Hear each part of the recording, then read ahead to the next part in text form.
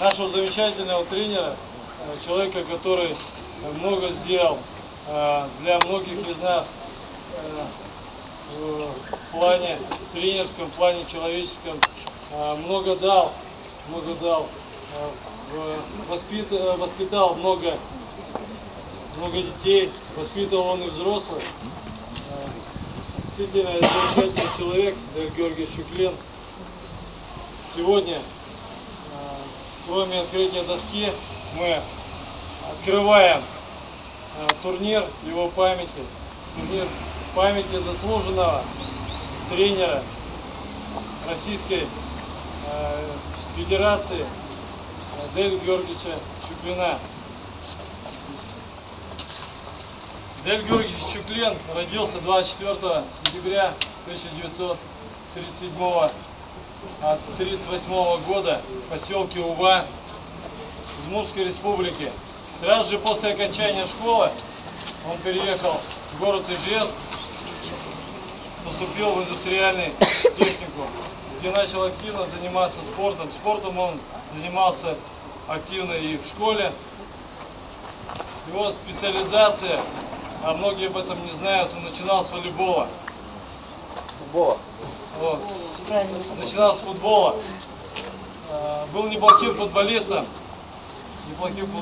но травма, которую он получил, не позволила ему дальше продолжать его спортивную карьеру. И в 1960 году он начал свою тренерскую деятельность, начал тренировать женскую команду, после чего активно, долго и успешно тренировал мужские команды. Далее переключился на юношеский, детский волейбол. Очень много сделал в этом направлении. С 70-го года работал в спортивном комплексе ДСО «Металлист». В 1972 году было построено это здание, которое являлось одним из самых современных когда-то комплексов в городе Ижевске, который построил механический завод.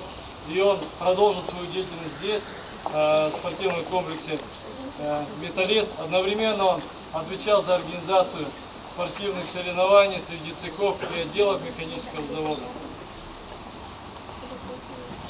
Работал он здесь с 1972 года по 2005 год. Среди его воспитанников чемпионы мира, чемпионы России, РСФСР, неоднократные призеры международных всероссийских соревнований. 4 января 2012 года его жизнь трагически оборвалась.